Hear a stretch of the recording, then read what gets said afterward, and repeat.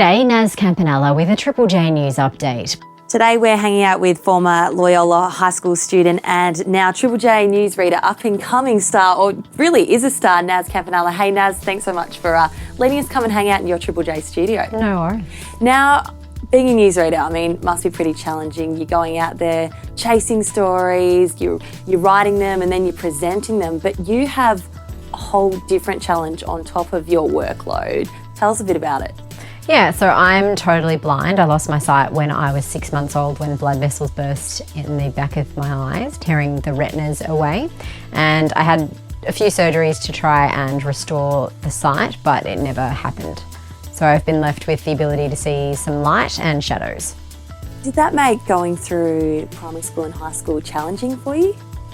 There were a few challenges because of my vision loss throughout primary school and high school. So I had two really great teachers' aides who really helped me with revising over essays and gathering notes to study and making sure that I had work in alternative formats so that I was able to access the same texts and materials like everybody else did, except just in a way that was more accessible to me, like through speech software and having things put in electronic text rather than reading a textbook.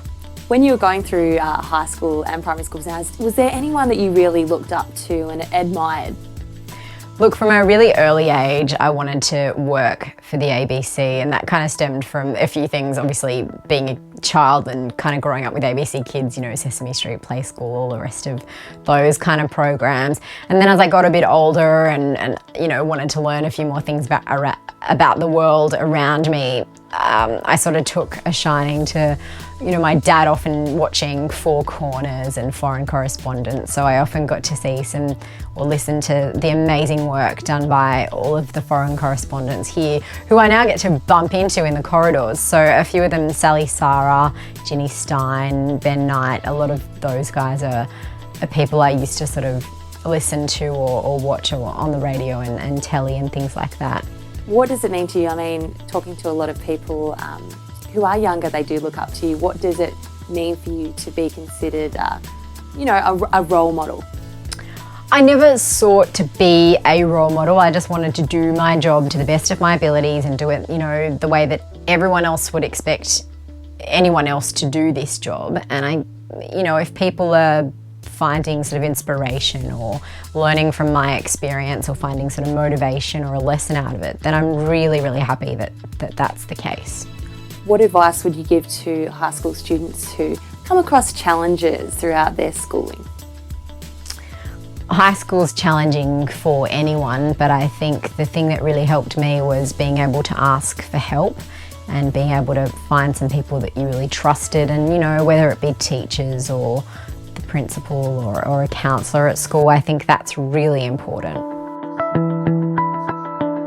Now, just explain to us, I mean, there's a lot of buttons here. Explain to us how you actually use the desk and put your news bulletins to air. Okay, so the first thing that I do is look at our system called The Wire and basically go through that and go through all the different stories that have come in from our journalists across the country and the regions in Australia, and then also the journalists that file to us from the various bureaus that we have across the world.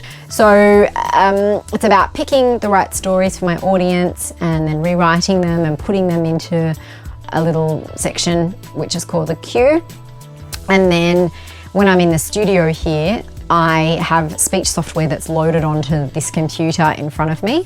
And so I can actually put these headphones on and listen to that voice read what I've written for the bulletin. And so I listen and I repeat what I hear at the same time.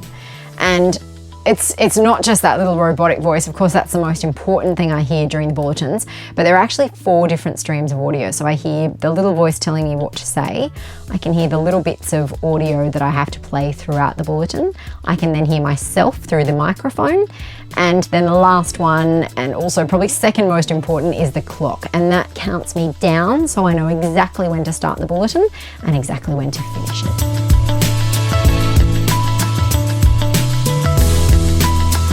Naz Campanella, it's been so great. Thank you so much for letting us come in today and hang out in the Triple J studio. No problem, anytime.